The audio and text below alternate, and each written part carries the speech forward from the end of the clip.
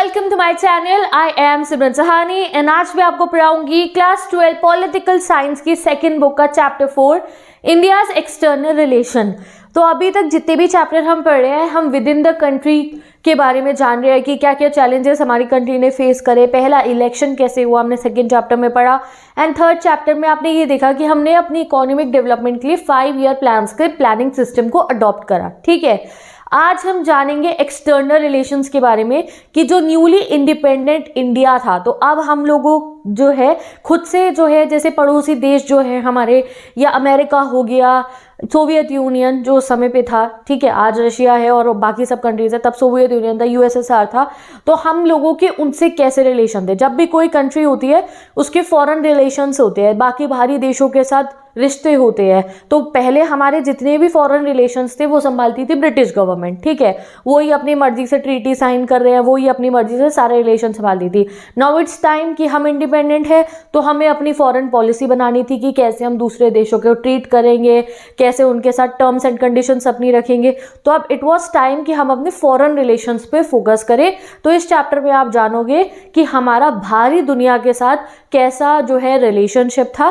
That's what the chapter name suggest, India's external relation. Simple यही जानोगे आप, India का एक्सटर्नल मतलब बाहरी दुनिया से, ऑल ओवर द वर्ल्ड से रिलेशन कैसा था, चाहे वो आप अपने पड़ोसी बिल्कुल देश मान लो या दूर का देश अमेरिका मान लो, ब्रिटेन मान लो, और जो है एशिया की बाकी कंट्रीज मान लो, साउथ ईस्ट एशिया के कंट्रीज मान लो, ठीक है, या रशिया मान लो, सबसे हमारा रिलेशनशिप कैसा हुआ करता था। ठीक है, ये आज हम जानेंगे इस चैप्टर के थ्रू। तो सबसे पहले हम ये जानते हैं कि जिस समय हमें इंडिपेंडेंस मिली वर्ल्ड में क्या माहौल था, उस समय पे वर्ल्ड में चल क्या रहा था आखिरकार।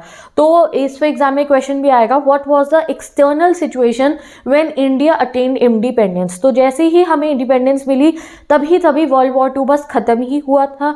Now tell me in the comment section world war 2 कब शुरू हुआ कब खत्म हुआ। ठीक है, तो तुम अपने आप समझ जाओगे कि हाँ भाई जब हमें इंडिपेंडेंस मिली उससे कुछ समय पहले ही वर्ल्ड वॉर 2 वाज एंडेड। तो जब वॉर एंड हुआ, वर्ल्ड वॉर 2 एंड हुआ, तो उसके रिजल्ट्स, उसके कॉन्सिक्वेंसेस, उसके इम्प्लीकेशंस एंटायर वर्ल्ड पे थे। बहुत जगह इकोनॉमी खराब हो चुकी थी, इतने सारे लोगों की लाइफ का, प्रॉपर्टी का नुकसान हुआ था। और साथ ही के साथ में जैसे ही वर्ल्ड वॉर 2 खत्म हुआ था कोल्ड वॉर शुरू हो गया था, जो मैंने आपको एंड ऑफ बाइपोलैरिटी चैप्टर में भी पढ़ाया था। तुम्हें कोल्ड वॉर डिलीट हो चुका है, तो थोड़ी थोड़ी नॉलेज कोल्ड वॉर की आपको इस चैप्टर के लिए भी होनी चाहिए, जो मैंने एंड ऑफ बाइपोलैरिटी में पढ़ाया था। किसी ने नहीं पढ़ा हो तो वहाँ से भी पढ़ लेना, और यहाँ पे भी मैं तुम्हें दोबारा समझा दूंगी, बिकॉज कोल्ड वॉर जानना पॉलिटिकल साइंस के स्टूडेंट्स के लिए बहुत इंपॉर्टेंट है, तभी आप बाकी कॉन्सेप्ट्स को भी समझ पाओगे if you know the cold war. ठीक है, तो कोल्ड वॉर शुरू हो चुका था। नेक्स्ट रिकंस्ट्रक्शन ऑफ इकोनॉमी चल रहा था इन द इंटायर वर्ल्ड। ऐसा नहीं था कि सर हमें ही अपनी इकोनॉमी प्लान करनी थी, क्योंकि वर्ल्ड वॉर 2 में इतना नुकसान हुआ था, इतने खर्चे हुए थे, साथ ही के साथ नुकसान हुआ प्रॉपर्टी का, लाइफ का, और खर्चे इतने हुए थे। तो जर्मनी हो गया, यूरोप की बहुत सारी कंट्रीज हो गई, इवन जापान और बहुत सारी अलग अलग कंट्रीज के अंदर रिकंस्ट्रक्शन चल रहा था इकोनॉमी का, वो अपनी इकोनॉमी को संभाल रहे थे। ठीक है, एक इंटरनेशनल बॉडी इस्टेब्लिश होने वाली थी। कौन सी इंटरनेशनल बॉडी भाई? यूएन। तभी आपको फर्स्ट बुक पहले पढ़ाई है, सेकंड बुक बाद में पढ़ रहे हैं। ठीक है, यूएन इस्टेब्लिश होने वाली थी, और साथ ही के साथ में कॉलोनियलिज्म एंड हो रहा था। जिस समय पे हमें इंडिपेंडेंस मिली है, हमें इंडिपेंडेंस मिलने के बाद और भी बहुत सारी कंट्रीज को इंडिपेंडेंस मिली। ठीक है, तो ये वो समय आ गया था जब ब्रिटिश रूल और ये जो भी जैसे फ्रेंच कॉलोनीज बनाते थे, पोर्चुगीज कॉलोनी बनाते थे, तो ये कॉलोनियलिज्म एंड हो रहा था। हमारे आसपास में और भी बहुत सारी कंट्रीज जो है वो आज़ाद हो रही थी। तो ये था वर्ल्ड का सिनेरियो जिस समय पे इंडिया को फ्रीडम मिलता है। ठीक है, अब जब हमें फ्रीडम मिला तो इट वाज ऑन अस कि अब हम अपनी फॉरेन पॉलिसी बनाएं, बट कुछ प्रॉब्लम्स थी जो हमारे को फेस करनी पड़ी जैसे ही हमने इंडिपेंडेंट हम लोग हुए। तो व्हाट वर द प्रॉब्लम्स जो हमने फेस करी थी इंडिपेंडेंट होने के बाद? तो तुम कहोगे दीदी पढ़ तो ली, चैलेंजेस ऑफ नेशन बिल्डिंग में की डेमोक्रेसी इस्टेब्लिश करनी थी, हमें इकोनॉमी अच्छी करनी थी, पॉलिटिक्स नहीं। मैं ये इंटरनल चैलेंजेस की बात नहीं कर रही हूँ, क्या क्या एक्सटर्नल चैलेंजेस हमारे सामने थे जैसे ही हमें इंडिपेंडेंस मिली। अब हम ये जानेंगे। ठीक है, what were the problem independent India face when India started participating in world affair. जब हम वर्ल्ड में एंटर हुए ना एज एन इंडिपेंडेंट कंट्री, जहाँ बाकी इतनी सारी और कंट्रीज थी एक दूसरे से बातचीत करती थी, जब हम गए तो हमने काफ़ी कुछ प्रॉब्लम्स झेलनी पड़ी हमें। फर्स्ट प्रॉब्लम क्या थी भाई? ये ब्रिटिशर्स बहुत हमारे पीछे मसले छोड़ के चले गए थे। ठीक है, देयर वर मेनी डिस्प्यूट्स जो ब्रिटिशर्स ने अराइज करे थे, ख़त्म उनको करके गए नहीं, अब मुसीबत हमारी होने वाली थी, उन सबको झेलना था हमें। ठीक है, next partition created lots of pressure on us, ठीक है। Next, poverty alleviation programs was to be made. India के अंदर हमें एक सबसे ज़्यादा फोकस करना था पॉवर्टी एलिवेशन के ऊपर, ठीक है। चलो अब नेक्स्ट जो मोस्ट इंपॉर्टेंट चीज़ आपको जो है याद रखनी है कि अब हम क्या पढ़ें, बेसिकली हम इसमें पढ़ेंगे हमारी इंडिया की फॉरेन पॉलिसी कैसे बनी। First half of the chapter में आपको थोड़ा बहुत ये बताया जाएगा कि इंडिया की फॉरेन पॉलिसी कैसे बनी और कैसी थी, और जो सेकंड हाफ है चैप्टर का उसमें आप चाइना के साथ जो हमारे वॉर हुए उसके बारे में जानोगे, पाकिस्तान के वॉर के साथ में। तो अभी जो फर्स्ट हाफ के चैप्टर में इंडिया की फॉरेन पॉलिसी मतलब हम बाकी देशों से कैसे डील करेंगे। जैसे अभी आप रिसेंटली आप देख सकते हो कि आज के समय पे अगर हम अपनी इंडिया की बात करें तो recently we even hosted the G20 की मीटिंग। कितने बड़े बड़े जो है सभी देशों के जो है लीडर्स हमारे आए, वी वेलकम दैम। तो ये सब क्या है, ये फॉरेन रिलेशंस में ही तो आता है, ठीक है।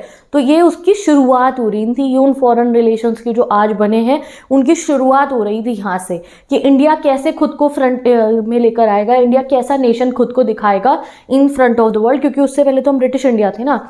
तो चलो, सबसे इंपॉर्टेंट चीज़ जो हमने अपनी फॉरेन पॉलिसी में कही थी, हमारा मेन एम हमारी फॉरेन पॉलिसी का मैंने यहाँ येलो से हाईलाइट करा है, it's important for MCQ, that जैसे ही हम इंडिपेंडेंट हुए, हमसे किसी ने पूछा आपकी फॉरेन पॉलिसी क्या होगी, तो हमने ये कहा दैट हमारी फॉरेन पॉलिसी का मेन एम होगा कि हम हर दूसरे देश की जो है सोवरेनिटी को रिस्पेक्ट करेंगे। Now what is the meaning of sovereignty? खुद को गवर्न करने की पावर।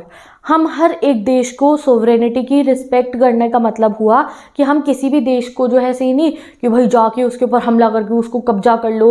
सोवरेनिटी मतलब जैसे हमारे से जो है ब्रिटिशर्स ने हमारी सोवरेनिटी छीनी, आए हमारे ऊपर कब्जा कर लिया, हमारी गवर्नेंस की पावर उन्होंने छीन ली। तो हम एक ऐसी कंट्री बनना चाहते थे जो सिर्फ अपनी ही नहीं, अपनी सोवरेनिटी तो हमें बहुत प्यारी थी, और साथ ही के साथ में हम बाकियों की भी सोवरेनिटी को रिस्पेक्ट करेंगे। कहीं अगर गलत हो रहा होगा तो भी हम कहेंगे कि नहीं, जो कंट्री है उसकी गवर्नमेंट कंट्री को ही संभालनी चाहिए, कोई बाहरी पावर आके इंटरनल पॉलिटिक्स में, एक्सटर्नल पॉलिटिक्स में किसी कंट्री की इंटरफेयर ना करे, ठीक है। सेकेंड एम हमारा था मेंटेनेंस ऑफ पीस का माहौल बने कंट्रीज़ के बीच में। वर्ल्ड वॉर 2 हो चुके थे, तो सेकंड एम हमने कहा कि पीस का माहौल बनना चाहिए, सिक्योरिटी भी अचीव होनी चाहिए, बट पीस के माहौल में। सिक्योरिटी मतलब अपने बॉर्डर को गार्ड करके रखना। नेक्स्ट एम हमारा ये भी था कि हम अब अपने बॉर्डर्स को गार्ड करके रखेंगे बिल्कुल अच्छे तरीके से, हर कंट्री को सिक्योर रहना चाहिए खुद में, बट वो भी पीसफुल वे में। तो ये हमारा सिंपल हमारे इस फॉरेन पॉलिसी के 3 मेन रूल्स थे। इसको DPSP जो directive principle of state policy है उनमें भी हमने हाईलाइट कर रखा है। ये बुक का एक बॉक्स मैंने पेस्ट करा है, देखो यहाँ पे भी यही चीज आपको बता रखी है। डन। तो ये अब आप समझ गए हो। अब देखो, जब हमें अपनी फॉरेन पॉलिसी डिसाइड करनी थी तो दुनिया में चल रहा था कोल्ड वॉर का माहौल। कोल्ड वॉर का माहौल अगर मैं आपको बताऊं तो इंडो बाइपोलैरिटी चैप्टर में भी मैंने आपको बताया था कि जैसे ही वर्ल्ड वॉर 2 एंड हो गया था, तुम बस ये समझ जाओ, इसके बाद तुम्हें कभी भी मतलब प्रॉब्लम नहीं आएगी, ये चीज़ समझ जाओगे तो, कि जैसे ही वर्ल्ड वॉर 2 एंड हुआ था गाइस, कोल्ड वॉर शुरू हो गया था, ठीक है। अब वर्ल्ड वॉर 2 में जो है बेसिकली जो है कौन जीत गए थे, जो हमारी जो है ब्रिटेन, अमेरिका, रशिया, फ्रांस जो है ये जीत गए थे, और जो जर्मनी, इटली, जापान थी वो हार गए थे, ठीक है। तो जीतने के बाद में जो ये यूरोप की कंट्रीज थी जैसे ब्रिटेन, फ्रांस और जो ये थे उसके अंदर जीतने वाली पावर्स में, तो इनको काफ़ी भारी नुकसान हुआ था। तो आफ्टर द वर्ल्ड वॉर 2 पूरे वर्ल्ड के अंदर 2 सबसे अमीर कहो आप, जो सबसे स्टेबल और सबसे पावरफुल कंट्रीज बची थी वो 2 थी। एक अमेरिका, जिसको USA आप कह सकते हो, USA कहना चाहिए, और दूसरा Soviet union. After the world war 2 पूरे वर्ल्ड में ये 2 कंट्री सबसे ज़्यादा स्ट्रांग थी। इनके पास भर भर के पैसा था, भर भर के न्यूक्लियर वेपन्स थे, political, economic, cultural power in पे बहुत ज़्यादा थी, और इनकी आइडियोलॉजी भी बहुत इम्पैक्टफुल थी। इनकी आइडियोलॉजीज पे आधा आधा वर्ल्ड बढ़ रखा था, ये आप ये मान सकते हो। तो after the world war 2 America जो USA है और जो सोवियत यूनियन है, ये 2 मोस्ट पावरफुल कंट्रीज बन चुकी थी। इसको बोला जाता था सुपर पावर और इसको भी बोला जाता था सुपर पावर। ये दोनों सुपर पावर हो चुकी थी, और इनके बीच में ना कोल्ड वॉर होना शुरू हो जाता है। क्या था कोल्ड वॉर? अमेरिका कहता था मैं ज़्यादा बढ़िया हूँ, सोवियत यूनियन कहता था मैं ज़्यादा बढ़िया हूँ। अब अगर 2 जने ऐसे कह रहे हो ना मैं बढ़िया हूँ, तो उनमें लड़ाई हो सकती है कि ठीक है भाई कर लो वॉर और बता दो दुनिया को तुम में से कौन महान है। बट ये जो दोनों थे, अमेरिका और जो सोवियत यूनियन है, USA और सोवियत यूनियन, ये वॉर नहीं कर सकते थे। क्यों नहीं कर सकते थे? क्योंकि अगर दोनों वॉर करने को जाते तो पूरी दुनिया ही खत्म हो जाती, क्योंकि इन दोनों के पास इतने न्यूक्लियर वेपन्स थे, both the countries were fully packed, military wise दोनों ऐसे टक्कर के थे कि किसी को हम जीता हुआ करार ही नहीं कर सकते थे। ऐसा हो जाता कि पूरी दुनिया ही नष्ट हो जाती अगर ये दोनों वॉर पे चले जाते। तो इसलिए इनके बीच में चला कोल्ड वॉर। अब लड़ाई तो इन्होंने करनी थी, तो इन्होंने लड़ाई करने के दूसरे पैतरे में कि बम वम तो सब फेंक नहीं सकते अब एक दूसरे पे, तो इन्होंने आइडियोलॉजिकल डिस्प्यूट क्रिएट कर दिया पूरे वर्ल्ड में। अमेरिका ने क्या कहा, यूएसए ने क्या कहा कि मेरी आइडियोलॉजी रहेगी कैपिटलिज्म, जो मैं आपको हज़ारों बारी बता चुकी हूँ, एक बार दोबारा बता देती हूँ, जिसमें जो है प्राइवेट सेक्टर ज़्यादा रहता है, गवर्नमेंट का इंटरवेंशन कम है। और जो सोवियत यूनियन है, इंडो बाइपोलैरिटी में पढ़ के आए हो, यहाँ पे था कम्युनिज्म। तो इन्होंने क्या करा, अब एक दूसरे को महान दिखाने के लिए क्या करें, मैं ज़्यादा महान हूँ, मैं ज़्यादा महान हूँ, एक लड़ाई तो कर नहीं सकते, तो इन्होंने आइडियोलॉजी की लड़ाई करी। इन्होंने चमचे बनाने अपने शुरू करे। अमेरिका ने अपने चमचे बनाए, अब कंट्रीज़ को जाके बोला मेरी आइडियोलॉजी को फॉलो करो। सोवियत यूनियन ने बाकी कंट्रीज़ को बोला मेरी आइडियोलॉजी को फॉलो करो। जिसकी ज़्यादा आइडियोलॉजी फॉलो होगी मतलब वो जीत गया। तो एक ऐसा समय आ चुका था ये वर्ल्ड वॉर 2 एंड होने के बाद, जिस समय हमें आज़ादी मिली, इसी समय की बात है ये, 47 से 1990 तक, जब तक ये इंडो बाइपोलैरिटी नहीं हुई, जब तक सोवियत यूनियन एंड नहीं हुआ, तब तक कुछ देश ऐसे थे जो सोवियत यूनियन के हिसाब से चलते थे कम्युनिज्म पे, और कुछ देश ऐसे थे जो अमेरिका के हिसाब से चलते थे, यूएसए के हिसाब से। ये जो मैंने आपको बताया था, पूरा वेस्ट यूरोप यूएसए के साथ हो चुका था, ईस्ट यूरोप सोवियत यूनियन के साथ था, और सब अपना इनके पीछे पड़े रहते थे। और हर कंट्री इनकी बात क्यों मानती थी, क्योंकि ये उन्हें चंदा देते थे, पैसे देते थे, काफ़ी मदद करते थे अलग अलग टाइप की। तो इस तरीके के माहौल में हमने जन्म लिया, मतलब ऐसे माहौल में इंडिपेंडेंट इंडिया क्रिएट हुआ था। तो जब हमें इंडिपेंडेंस मिली, हमारे पे भी बहुत प्रेशर आया। कोई हमें आके कहता था कि आप अमेरिका की साइड लो, आप यूएसए की साइड लो, क्योंकि आपकी कंट्री में भी डेमोक्रेसी है, और जो है ये जो है अमेरिका, जो यूएसए है, ये भी डेमोक्रेसी है, कैपिटलिज्म को सपोर्ट करता है। हमारा जो है, कुछ लोग ऐसा चाहते थे कि हम कम्युनिज्म का साथ लें, रशिया का साथ दे, सोवियत यूनियन का साथ दे। तो आखिर हमारे पे बहुत प्रेशर पड़ गया था कि हम कौन से कैंप को ज्वाइन करेंगे। 2 कैंप में पूरा वर्ल्ड डिवाइड हो रखा था, कुछ इनकी तरफ थे, कुछ इनकी तरफ थे। तो यही चीज़ देखो मैंने यहाँ लिखी हुई है, the world was divided in 2 blocks, ठीक है, जब कोल्ड वॉर हुआ। अब इंडिया को जब इंडिपेंडेंस मिली तो पूरी दुनिया देख रही थी कि भाई हम कौन से कैंप में जाएंगे। तो भाई हम किसी कैंप में जाने वाले तो थे नहीं, तो हमारे इंडिया ने अपना रास्ता खुद बनाया, एंड हमने फॉलो करा था the policy of non alignment. Non alignment मतलब हम किसी की चमचागिरी नहीं करेंगे, हम किसी के कैंप में एंटर नहीं होंगे, किसी ब्लॉक में एंटर नहीं होंगे। इनफैक्ट हम लोगों ने एक तीसरा टाइप का ग्रुप शुरू करा था, आप कह सकते हो, नॉन अलाइनमेंट मूवमेंट शुरू करा था, जिसमें हमने कहा कि जो ये न्यूली इंडिपेंडेंट कंट्रीज़ है, जिनको अभी अभी ब्रिटिशर्स से आज़ादी मिल रही है या बाकी कॉलोनियलिज्म से आज़ादी मिल रही है, कि उनको जो है ऐसे कैंप्स का हिस्सा नहीं बनने की जगह अपना रास्ता खुद बनाना चाहिए। देखो अभी तो हम ब्रिटिशर्स से आज़ादी पाई थी, हम इतनी मुश्किल से तो हमने आज़ादी हासिल करी थी। अब हम खुद जाके या तो अमेरिकन में अंडर में चले जाएं, या रशिया या फिर सोवियत यूनियन के अंडर में चले जाएं, तो इस हार्ड एंड सोवरेनिटी को हमें तो ऐसे नहीं करना था। तो इसलिए we followed the non alignment, ठीक है। एक और साथी के साथ में हमारे ना जो रिलेशनशिप्स थे, आप ये मत समझो कि जब ब्रिटिशर्स से इंडिपेंडेंस मिली तभी हमारे कॉन्टैक्ट्स बाहर के वर्ल्ड के लीडर्स के साथ शुरू होंगे, तभी बातचीत करके, नहीं, उससे पहले से ही हमारे लिंक्स थे बाकी वर्ल्ड के लीडर्स के साथ में। फॉर एग्जाम्पल आपको बता रखा है, जब हमारी इंडियन नेशनल आर्मी बनी by the Netaji Subhash Chandra Bose during the second world war, ये क्लियर एग्जाम्पल है कि हमारे जो इंडिया के जो है हमारी जो फ्रीडम फाइटर्स थे, उनके लिंकेजेस थे बाहर के देश के लीडर्स के साथ में। तो ये मत सोचना एक बारी को कि जब ब्रिटिशर्स से इंडिपेंडेंस मिली तभी हमारे जो नेशन के लीडर्स हैं, जो पूरा हमारी कंट्री है, उसकी बातचीत तभी बाहर के देशों से होनी शुरू हुई। उससे पहले से थी बातचीत, सबसे थी हमारी। और इनफैक्ट हम लोगों के जो लीडर्स हैं बाहर के फ्रीडम स्ट्रगल्स में भी हेल्प करते थे। जो बाकी एशियन कंट्रीज़ में कॉलोनियलिज्म था, हमारे सबसे बोलचाल थी, बातचीत करते थे हम लोग, मैटर्स पर डिस्कशन करते थे। सोवियत यूनियन से हमारे लिंक्स थे, अमेरिका से, यूएसए से हमारे लिंक्स थे। अब उन्हें और अच्छा बनाना था, ठीक है। तो मैंने क्या कहा कि हमने किसी का भी साथ नहीं दिया था, वो अभी आपको बुक में बाद में बताया जाएगा। सेकेंडली आपको अब यहाँ बता रखा है कि जिस समय पे कोल्ड वॉर चल रहा था, उस समय में क्या माहौल चल रहा था। वर्ल्ड वॉर 2 के बारे में तो मैंने बता दिया आपको। ओके, तो अब एक चीज़ और यहाँ पे एक क्वेश्चन आपका बनता है बुक में से, तो मैंने यहाँ लिख दिया है दैट जिस समय पे जो है हम लोगों को अपनी फॉरेन पॉलिसी सोचनी थी, उस समय पे जो है जब कोल्ड वॉर चल रहा था, तो वर्ल्ड में 10 मेजर डेवलपमेंट्स टुक प्लेस। सबसे पहले यूएन बन चुका था, ठीक है। दूसरा, बहुत सारे न्यूक्लियर वेपन्स बनाए जा रहे थे बहुत सारी कंट्रीज़ के अंदर। तीसरा जो है कम्युनिस्ट चाइना इमर्ज हो गया था।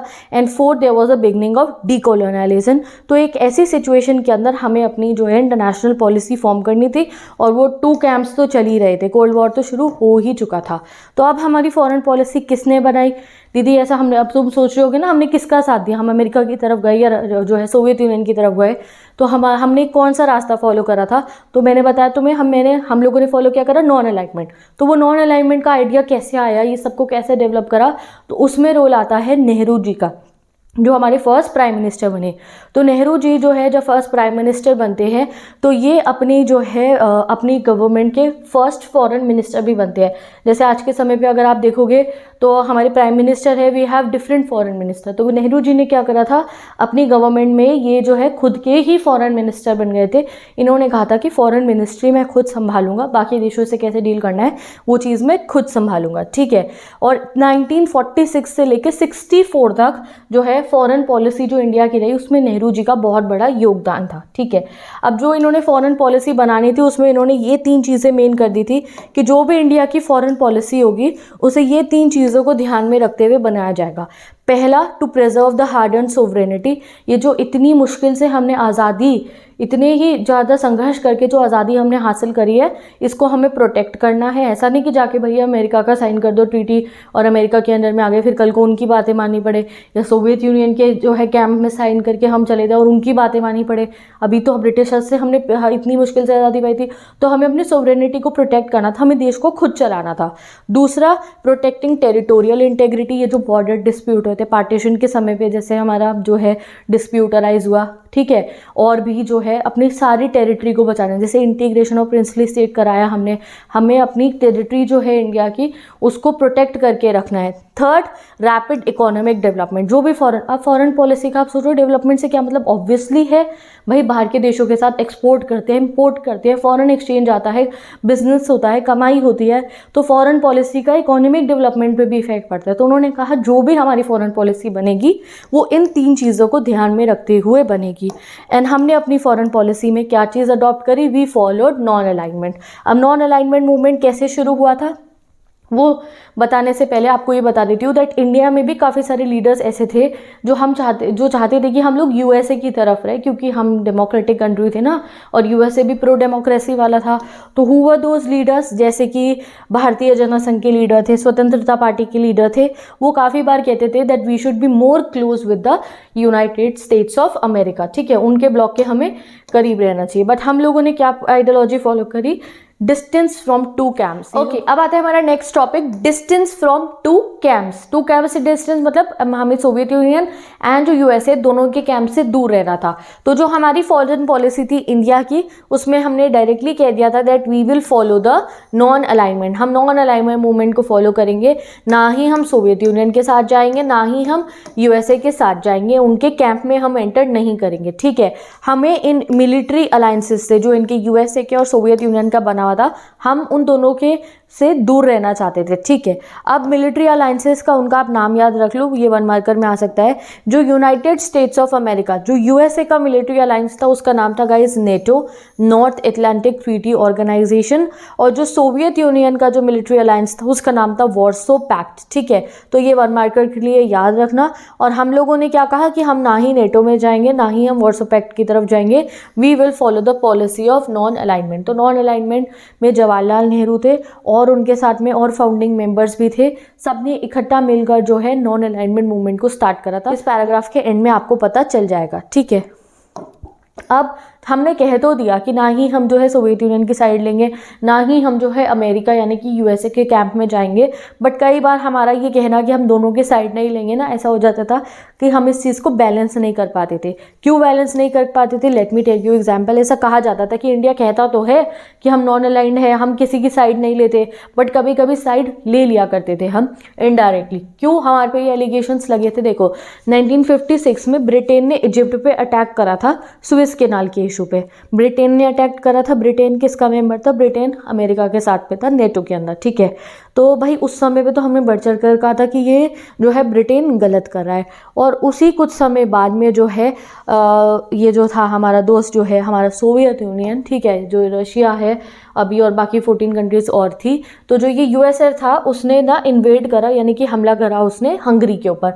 उस समय पे हम लोग चुप रहे, तो फिर हमारे पे एलिगेशंस लगी कि अच्छा यूएसएसआर के बारे में तो हम चुप रहे, और जो है जब यूएसए की बारी आई थी तो हम बढ़ चढ़ के बोले थे। तो इसलिए कई बार हमें ये बैलेंस करना कि हम नॉन अलाइंड, हम किसी के साथ नहीं, हम इन दोनों के साथ नहीं जाएंगे, वो हमारे पे एलिगेशंस लगते थे कि हम जो है इनडायरेक्टली साइड ले लिया करते हैं यूएसएसआर की।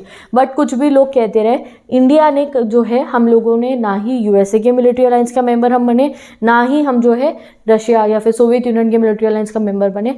हम दोनों से ही बातचीत, ऐसा नहीं है उन दोनों से बात करनी बंद कर दी थी, हम दोनों से बात करते थे, दोनों से फ्रेंडशिप रखते थे, दोनों से मदद लिया करते थे, दोनों की जो है हाई हेलो हमारे से थी, एंड हम उनके अच्छे खासे टर्म्स मेंटेन करते थे। ऐसा नहीं कि एक को फ्रेंड बना लिया दूसरे को दुश्मन कर दिया। बट हाँ, जो हमारा पड़ोसी देश जो न्यूली जो है हमारे से पार्टीशन होके बना था पाकिस्तान ने क्या करा, यूएसए के जो मिलिट्री अलायंस था उसको ज्वाइन कर लिया था। किसको करा था? सीएटो, ठीक है। तो वह जो है नेटो तो था, नेटो के साथ में सेंटो और सीएटो और बनाए थे इसने जो है अमेरिका ने। तो भाई जो है पाकिस्तान, तो हम तो कह रहे हैं हम नॉन अलाइनमेंट करेंगे, और हम एशिया की बाकी कंट्रीज़ भी जिन्हें आज़ादी मिलती थी हम कहते थे कि भाई आप नॉन अलाइनमेंट मूवमेंट को ज्वाइन करो, जैसे इजिप्ट है, इंडोनेशिया है, और भी बहुत कंट्रीज़ है, हम सब नॉन अलाइनमेंट मूवमेंट का हिस्सा थे। और जब भी कोई नई कंट्री को इंडिपेंडेंस मिलती थी अंग्रेज़ों से, तो हम उन्हें कहते थे भाई आप नॉन अलाइनमेंट मूवमेंट को ज्वाइन करो, फिर से आप लोग जो है मिलिट्री अलायंसेस का मेंबर मत बनो। और यहाँ हमारा पड़ोसी देश पार्टीशन के बाद पाकिस्तान, इनने तो खुद ही जाके यूएसए के अलायंस को ज्वाइन कर लिया था। तो तब थोड़े बहुत इंडिया और यूएसए के रिलेशनशिप स्ट्रेन हो गए थे कि यूएसए को लगा कि हम क्यों जो है यूएसए के अलायंस को साइन नहीं कर रहे हैं, ठीक है। चलो गाइस, अब आते हैं नेक्स्ट टॉपिक पे। How do our economic policy gets affected by external relation. अब आपको एक चीज़ ये क्वेश्चन आ सकता है कि मैंने आपको बोला था कि जो हमारी फॉरेन पॉलिसी होती है जो है वो कनेक्टेड होती है हमारी इकोनॉमिक पॉलिसी से, कि जैसी हमारी इकोनॉमिक पॉलिसी होगी वो हमारी फॉरेन पॉलिसी पे इफेक्ट डालती है। क्यों? क्योंकि आप खुद सोचो, इकोनॉमी में क्या हो रहा है कि एक्सपोर्ट कर रहे हैं हम, इंपोर्ट कर रहे हैं, बाहरी देशों के साथ लिंक्स होते हैं, तो इकोनॉमिक पॉलिसी का ऑब्वियसली फॉरेन पॉलिसी पे इम्पैक्ट पड़ता है। जो हमारे इनिशियल ईयर्स थे हमारी इंडिपेंडेंस के बाद, तब हमने बहुत ज़्यादा जो है बाहरी वर्ल्ड के साथ इकोनॉमिक टर्म्स नहीं रखे थे, हमने अपने आप के बॉर्डर्स को गार्ड करा था, हम अपनी कंट्री में ही चीज़ों को ग्रो करने की कोशिश कर रहे थे। तो इसलिए हमारे बाहर के देश से जो है ट्रेड लिंक्स बहुत नाम मात्र थे, यानी कि बहुत ज़्यादा नहीं थे।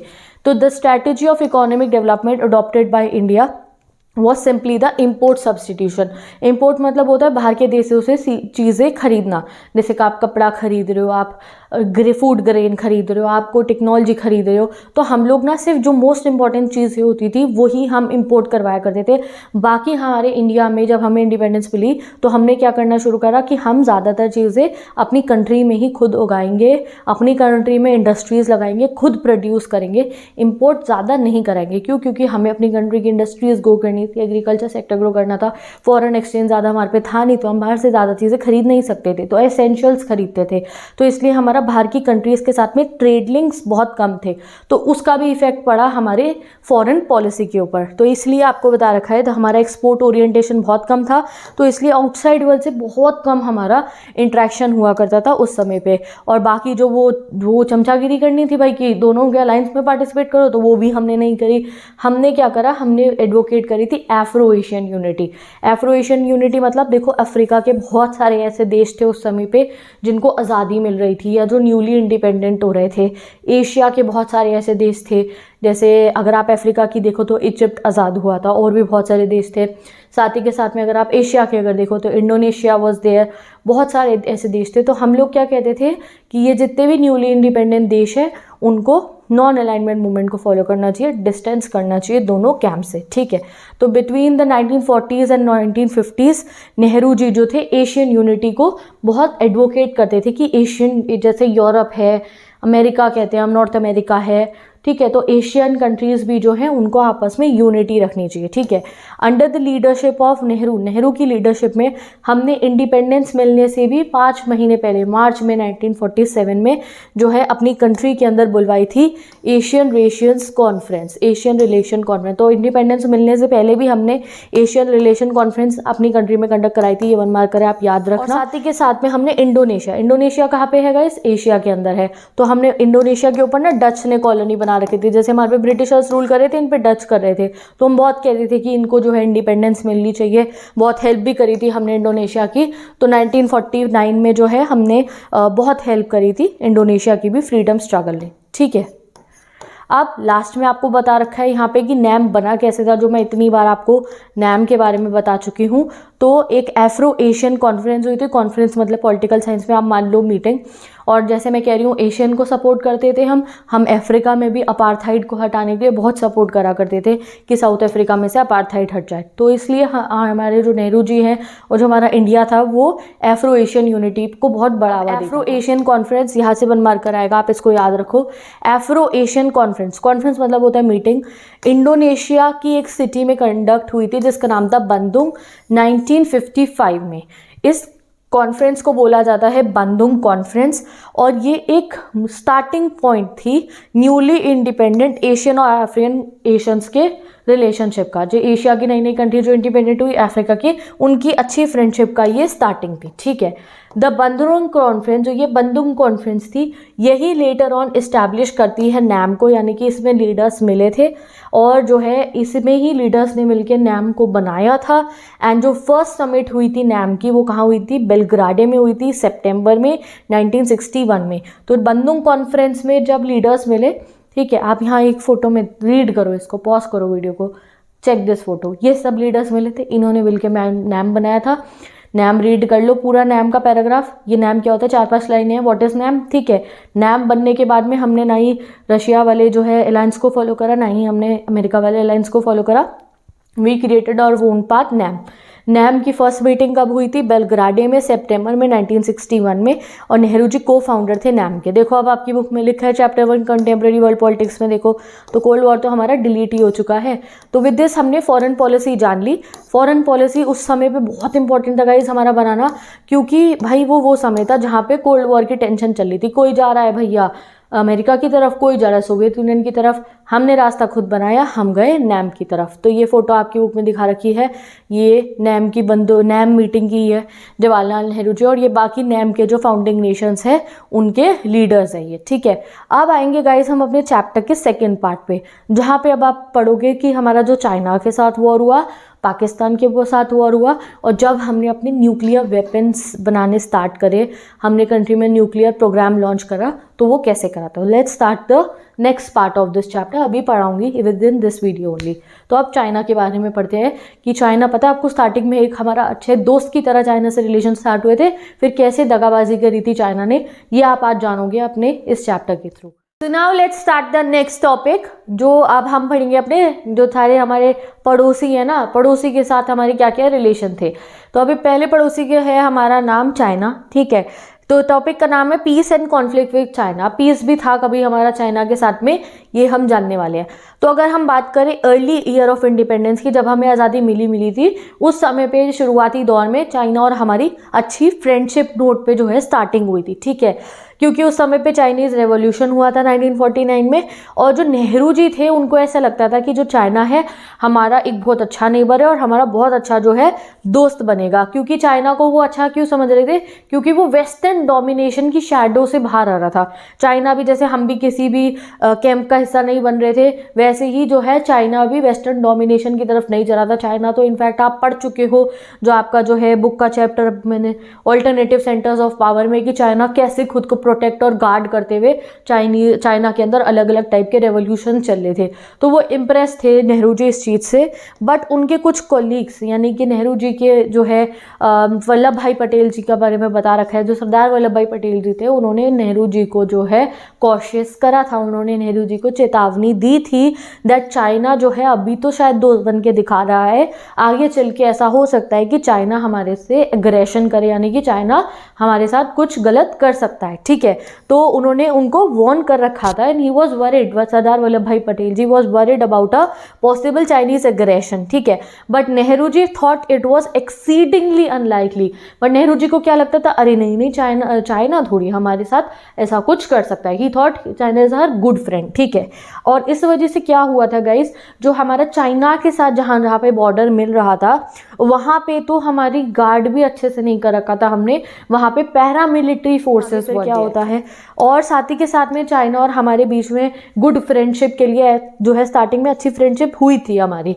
क्या हुआ था, चाइना और हमारे बीच में पंचशील एग्रीमेंट साइन करा गया था। पंचशील मतलब 5 प्रिंसिपल्स वाला एग्रीमेंट। किस किस के बीच में हुआ था, हमारे प्राइम मिनिस्टर नेहरू जी के बीच में और चाइना के उस समय पे प्रीमियर बोला जाता है वहाँ के प्राइम मिनिस्टर को, प्रीमियर ज़ोहू एनलाई। 29 अप्रैल 1954 को चाइना और हमारे बीच में ये एक एग्रीमेंट साइन हुआ था हमारे रिलेशन को और स्ट्रॉन्ग करने के लिए दोनों कंट्री के। इस बीच में हमारे लीडर्स एक दूसरे की कंट्री में भी गए, नेहरू जी चाइना हो गया, चाइना के लीडर हमारे यहाँ पे आए और लोग बड़े खुश थे। पता है, हिंदी चीनी भाई भाई ये नारे लगा करते थे। शुरुआती अच्छी दोस्ती के साथ हमारी हुई थी, ठीक है।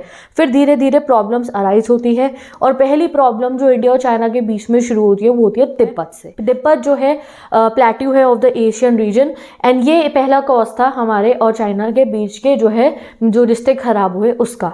हिस्टोरिकली अगर पुराने बहुत समय से अगर आप देखते रहो तो चाइना कहता रहता है कि तिब्बत चाइना का है, चाइना का अपना कंट्रोल दिखाता है तिब्बत पे, और Tibet time to time independent country की तरह भी रहा और टाइम टू टाइम चाइना के कंट्रोल के अंदर में भी गया, ठीक है।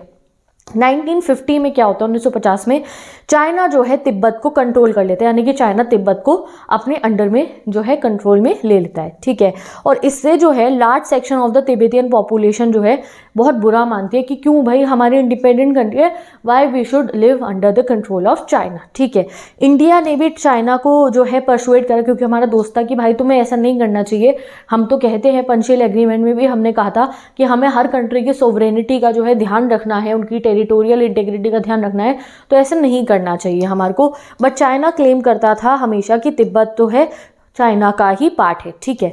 तो द तिब्बतियंस, और साथ ही के साथ में जो है आपको ये भी बता रखा है कि जब हमारे यहाँ पे चाइना के लीडर आए थे ना इंडिया में विजिट करने के लिए, जब हमारी फ्रेंडशिप चल रही थी, तो तब तिब्बतियन जो लीडर हैं दलाई लामा, स्पिरिचुअल लीडर जो है तिब्बत के दलाई लामा जी, वो भी चाइनीज प्रीमियर ज़ोहू एनलाई के साथ इंडिया में आए थे।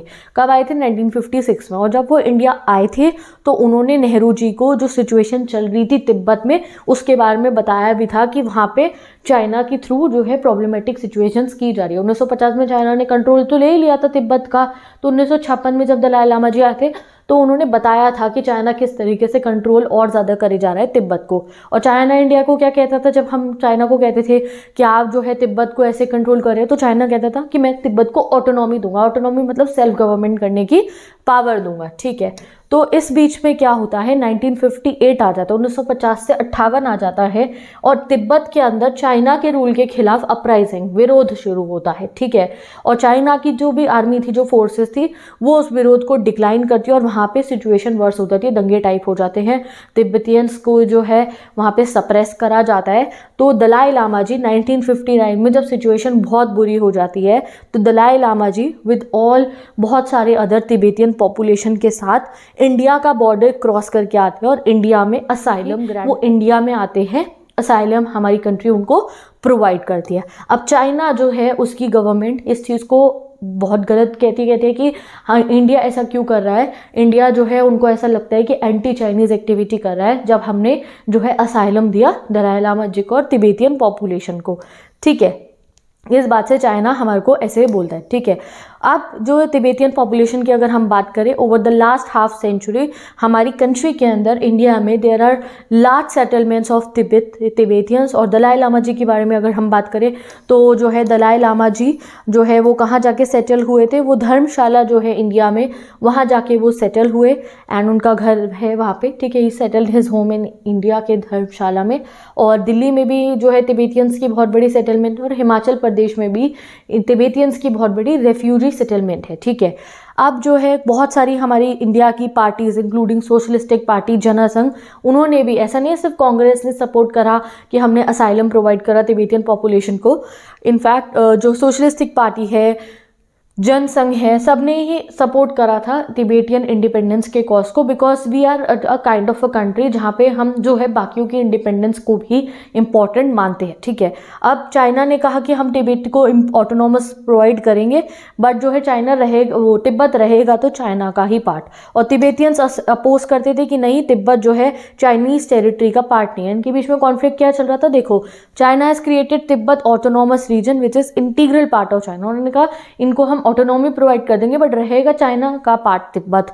बट तिबेटियंस अपोज क्या करते हैं कि जो चाइना का नहीं है तिब्बत, तिब्बत जो है एक इंडिपेंडेंट कंट्री है, ठीक है। They also oppose the policy of bringing into Tibet more and more Chinese settlers.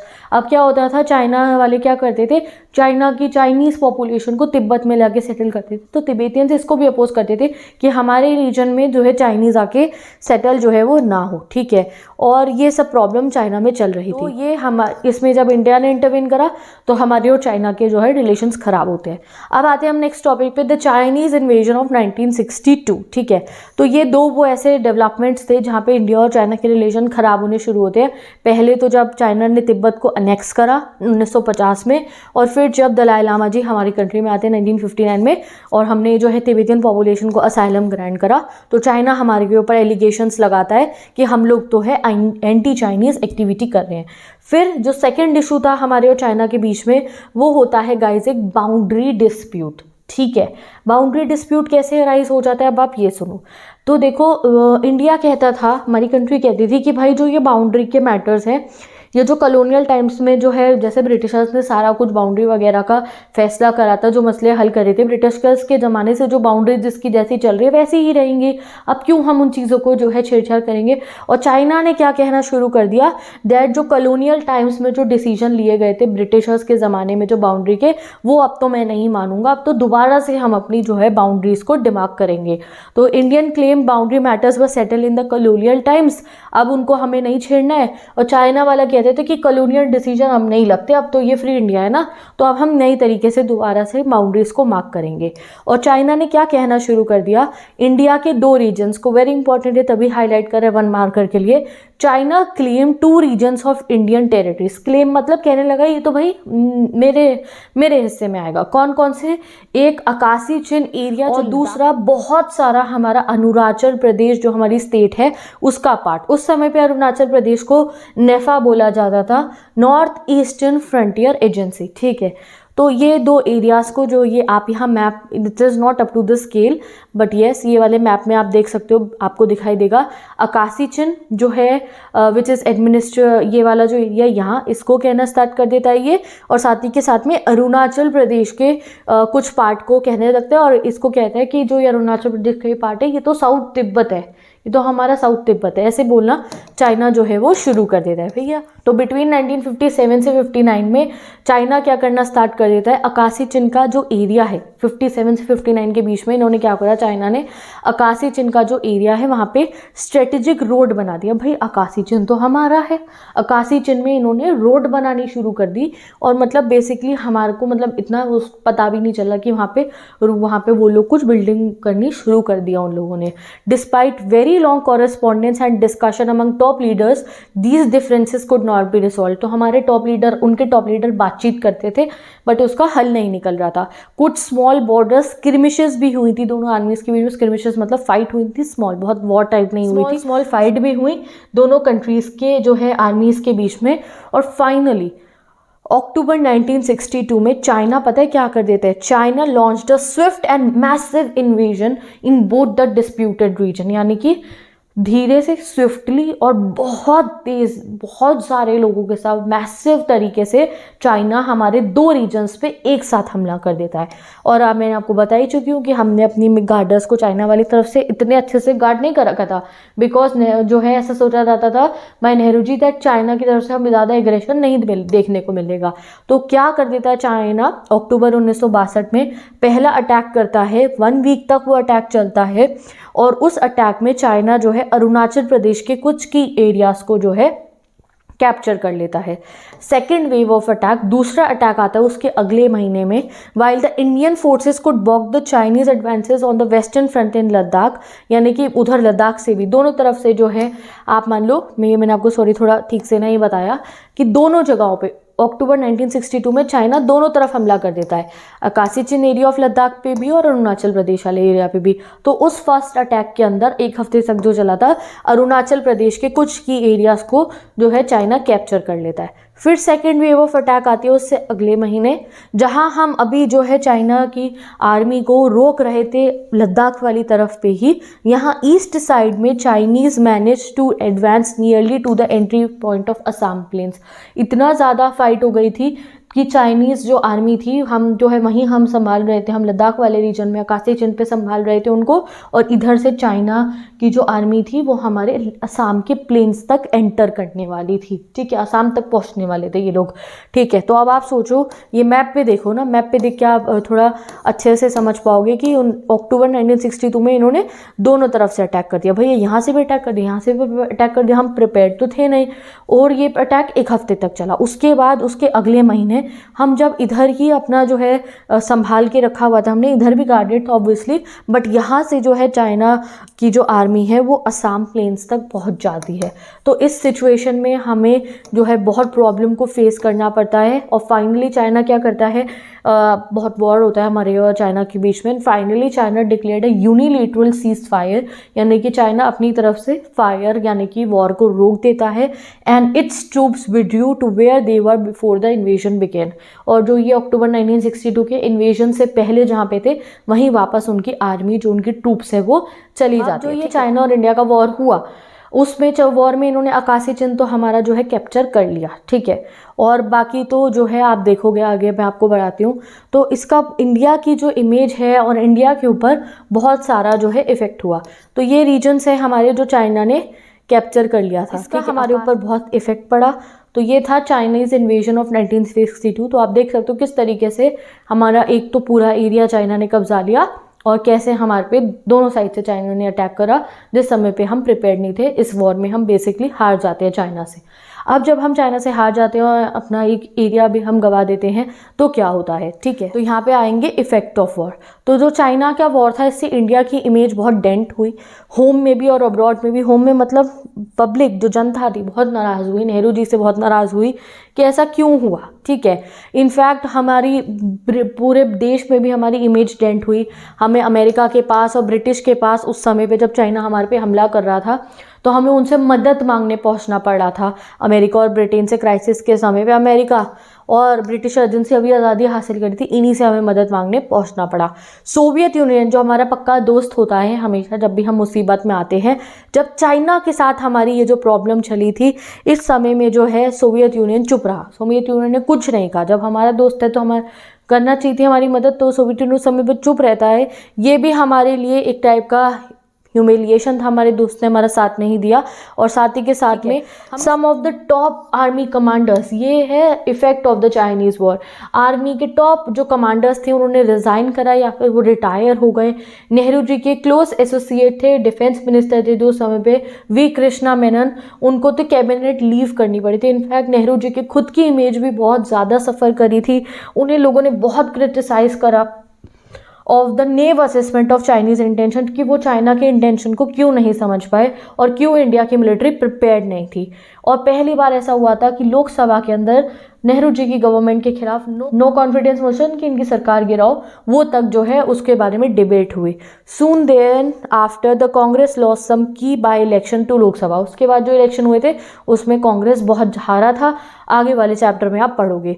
Political mood of the country had begun to change, नाराज़ हो गई थी हमारी जनता, हम बहुत दुखी हुए थे जो चाइना ने करा था उसके बाद। तो उसके बाद हमारा जो है थोड़ा थोड़ा भरोसा भी उठा था जो है कांग्रेस के ऊपर से। तो इसके बारे में बात धीरे धीरे आप आगे वाले चैप्टर्स में और समझोगे। Changes in India China relation के बारे में अगर हम बात करें तो चाइना और हमारे रिलेशन बिल्कुल स्ट्रेन हो गए। उसके बाद चाइना और हमारे नाते बिल्कुल एंड ही हो गए थे। उसके बाद 10 सालों बाद इंडिया और चाइना के बीच में बातचीत दोबारा शुरू होती है। 10 सालों तक तो हमने चाइना और हमारा जो है नॉर्मल रिलेशन रिज्यूम होने में लग गया।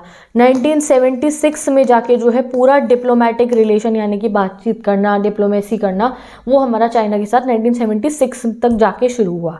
अटल बिहारी वाजपेयी जी जो थे वो फर्स्ट टॉप लेवल लीडर थे जिन्होंने जो है विजिट करा था चाइना को इन 1979। ठीक है, तो इस सिचुएशन होने के बाद, चाइना से हमारे ऊपर हमला होने के बाद में जो फर्स्ट टॉप लेवल लीडर थे जिन्होंने जो है चाइना जो गए थे वो थे अटल बिहारी वाजपेयी जी इन 1979। ठीक है, later on Rajiv Gandhi ji first prime minister बने थे आफ्टर नेहरू जो गए थे चाइना। ठीक है, तो since then emphasis is more on trade. अगर आज के समय की अगर आप बात करो चाइना और इंडिया के रिलेशन की, तो भाई चाइना और हमारे जो है आज के समय पे ट्रेड रिलेशंस हैं, हम ट्रेड करते हैं चाइना के साथ में।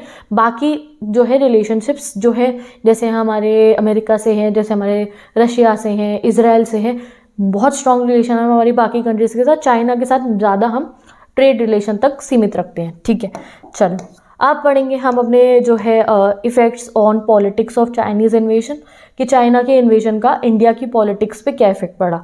तो सबसे ज़्यादा इफेक्ट पड़ा था इंडिया की कम्युनिस्ट पार्टी के ऊपर। ठीक है, तो basically China and the Soviet union created the difference between the communist Party of India. ठीक है, तो हमारी जो कम्युनिस्ट पार्टी थी उसके अंदर, ठीक है, तो इसमें आपको गाइस ज़्यादा कुछ डिफिकल्ट नहीं है, मैं दोबारा बताती हूँ। तो जो कम्युनिस्ट पार्टी ऑफ इंडिया थी इसके अंदर दो फैक्शन थे। एक यूएसएसआर वाला फैक्शन था जो यूएसएसआर वाले कम्युनिज्म पे ज़्यादा चलता था, और ये कांग्रेस पार्टी जो थी उसके क्लोज था। इसका जो दूसरा फैक्शन था वो चाइना वाला था, चाइना वाले कम्युनिज्म से ज़्यादा क्लोज था, ये चाइना से क्लोज था, और ये कांग्रेस के एंटी था, कांग्रेस के साथ टाइज नहीं रखना चाहता था। तो 1964 में जब चाइनीज़ इन्वेजन के बाद जो है ये पार्टी स्प्लिट हो जाती है बिटवीन, जो है फैक्शन इनका जो है स्प्लिट हो जाता है, कम्युनिस्ट पार्टी ऑफ इंडिया और Communist Party of India M. In the wake of the China war many leaders of what CPIM were arrested for being pro Chinese. ठीक है, तो ये जो इनका जो है ये वाला फैक्शन था ना जो चाइना की तरफ वाला था, ये कम्युनिस्ट पार्टी इंडिया से स्प्लिट हो जाते हैं, अलग हो जाते हैं, और ये अपनी Communist Party of India M बना लेते हैं, Communist Party of India Marxist. ठीक है, तो जो Communist Party of India Marxist वाले थे ये चाइनीज़ के साथ वाले थे, मतलब चाइना का साथ नहीं देते थे, basically they were had close links with China. तो in the wake of China war, जब चाइना वॉर हुआ तो बहुत सारे लीडर जो CPIM के थे उनको अरेस्ट भी कर लिया गया था फॉर बीइंग प्रो चाइना। और China alerted the Indian leadership to volatile situation in the north east region. साथ ही के साथ में हमारी पॉलिटिक्स पे चाइना के वॉर का ये इफेक्ट पड़ा कि लीडर्स को समझ में आया कि जो सिचुएशन है नॉर्थ ईस्टर्न रीजन की, जो हमारा एरिया है वो एरिया जो है नॉर्थ ईस्टर्न जो हमारी स्टेट्स है, they were very isolated at time, और साथ ही के साथ में वहाँ डेवलपमेंट भी नहीं पहुँच रहा था। तो अब समझ में आ गया था हमारे लीडर्स को कि हमें उस एरिया पे भी बहुत ध्यान देना पड़ेगा, वहाँ पे भी उसको आइसोलेट नहीं रहने देना, और वहाँ पे बहुत डेवलपमेंट करनी पड़ेगी। ठीक है, तो इसलिए ये चीज़ समझ में आ गई थी हमारे को। और साथ ही के साथ में वहाँ पे भी नेशनल इंटीग्रेशन का प्रोग्रेस, वो जो स्टेट रीऑर्गेनाइजेशन कमीशन थी उन्होंने जो अलग अलग स्टेट्स बनानी थी, तो अभी सभी स्टेट्स भी पूरे अच्छे तरीके से नहीं बनी थी, वो ऑन द प्रोसेस था। तो ये चाइना के वॉर होने के बाद में the process of its organisation began हो जाता है। जैसे नागालैंड फिर स्टेटहुड बन जाते हैं। ठीक है, Manipur and Tripura, 2 union territories were given right to elect their own legislative assemblies, तो उनको राइट मिल जाते हैं। ठीक है, चलो गाइस अब आएगा हमारा नेक्स्ट पड़ोसी के साथ हमारा टर्म्स एक्सटर्नल रिलेशन, जो है हमारा दूसरा पड़ोसी कौन है, पाकिस्तान। ठीक है, तो पाकिस्तान का जो है हमारा कॉन्फ्लिक्ट स्टार्ट होता है पार्टीशन के बाद ओवर कश्मीर। जैसे ही हमारा पार्टीशन होता है, प्रॉक्सी वॉर मतलब फुल स्केल वॉर नहीं था, स्मॉल वॉर आप कह सकते हो, पार्टीशन के दौरान ही हमारा स्टार्ट हो जाता है, पार्टीशन के बाद ही इंडिया और पाकिस्तान के आर्मी के बीच में 1947। ओके, तो ये जो 1947 का वॉर हुआ था हमारे बीच में, तो उसका रिजल्ट क्या हुआ था गाइस, आप इस फोटो में देख सकते हो दैट इसी वॉर के समय पे जो पाकिस्तान ऑक्यूपाइड कश्मीर है, हमारे कश्मीर के हिस्सा जो था बहुत सारा, उसके ऊपर जो है पाकिस्तान अपना कंट्रोल कर लेता है। ठीक है, इस वॉर में होता क्या है, जब ये वॉर एकदम से स्टॉप क्यों होता है, ये वॉर स्टॉप होता है जब नेहरू जी जो है इस वाले इशू को जो है UN में रेफर कर देते हैं, और फिर यूनाइटेड नेशन जो है कहता है कि आप वॉर स्टॉप करो, सीज फायर करने को कहता है, एंड LOC बन जाती है। एंड जो हिस्से में हमारे उस हिस्से को पाकिस्तान ऑक्यूपाइड कश्मीर जो है डिक्लेयर कर दिया जाता है। ठीक है, अब इस वाली जो है हमारे वॉर के बाद में ऐसा नहीं है कि पाकिस्तान और हमारे टर्म्स बिल्कुल एंड हो गए थे, नहीं, बहुत सारे ऐसे कंडीशंस थी जहाँ पे हमने एक दूसरे को कॉपरेट करा था। फॉर एग्जाम्पल कॉपरेशन जोन बता रखे हैं 1 मार्कर में, याद रखना। पहला, बोथ द गवर्नमेंट्स, इंडिया और पाकिस्तान दोनों की गवर्नमेंट ने पार्टीशन के बाद में एक दूसरे को हेल्प करा। जो भी वुमेन थी जो पार्टीशन के दौरान जो है एबडक्ट हुई थी, किडनैप हुई थी, या वो अपनी फैमिली से बिछड़ गई थी, उन्हें वापस पहुंचाने में अपने अपने घरों में सेफली। और जो लॉन्ग टर्म डिस्प्यूट चल रहा था हमारे कंट्रीज़ के बीच में इंडस रिवर के पानी को लेकर, वाटर को लेकर, उसको जो है सॉल्व करवाया गया। वर्ल्ड बैंक आया, वर्ल्ड बैंक ने ट्रीटी साइन करवा के उसको जो है डिस्प्यूट को सॉल्व करवाया। उसके बाद पाकिस्तान और हमारा वॉर भी हुए, आगे भी हुआ, बट फिर भी हमने कभी जो वाली ट्रीटी हुई थी वर्ल्ड बैंक के द्वारा इंडस वाटर वाली, उसमें हमने कभी ऐसा नहीं आया कि हमारी कोई उसके रिलेटेड कोई हमारी आर्ग्यूमेंट हुई हो। तो India Pakistan Indus water treaty को साइन करा था नेहरू जी ने और जनरल अयूब खान ने 1960 में। Despite all ups and downs between Indo Pakistan relation, ये ट्रीटी अभी तक चल रही है, ये वर्ल्ड बैंक ने कराई थी। ठीक है, अब हम जानते हैं तो वो तो हमारा प्रॉक्सी वॉर हुआ था 1947 में पाकिस्तान के साथ। अब हम अपना नेक्स्ट वॉर पढ़ेंगे जो पाकिस्तान के साथ में होता है। तो इन 1965 एक more serious armed conflict start होता है हम दोनों की कंट्रीज़ के बीच में। कब होता है ये? जब लाल बहादुर शास्त्री जी प्राइम मिनिस्टर थे, तब होता है ये वाला वॉर। तभी मैंने आपको नेक्स्ट चैप्टर में इस वाले वॉर को ध्यान रखना। ठीक है, मैं रेफर करूंगी। इन अप्रैल 1965 पाकिस्तान क्या करता है? आर्म्ड अटैक करता है run of Kutch area of Gujarat में। तो मैप में देख सकते हो आप, अपने बुक में ओपन करो, मैप में चेक करो, रन ऑफ कच्छ एरिया जो गुजरात का है वहाँ पे पाकिस्तान आर्म्ड अटैक हमला करना शुरू कर देता है। This was followed by a bigger offensive in Jammu Kashmir in August and September. इसके बाद में जम्मू एंड कश्मीर में भी अटैक करना शुरू कर देता है। Pakistan rulers were hoping to get support from the local population there. Pakistan के रूलर्स को लग रहा था कि जो कश्मीर की लोकल पॉपुलेशन है वो इनको हेल्प करेगी। But in order to ease the pressure on the Kashmir front, Shastri ordered Indian troops to launch a counter offensive attack on the Punjab border. तो हमारे शास्त्री जी ने उस समय बहुत सूझबूझ से चले।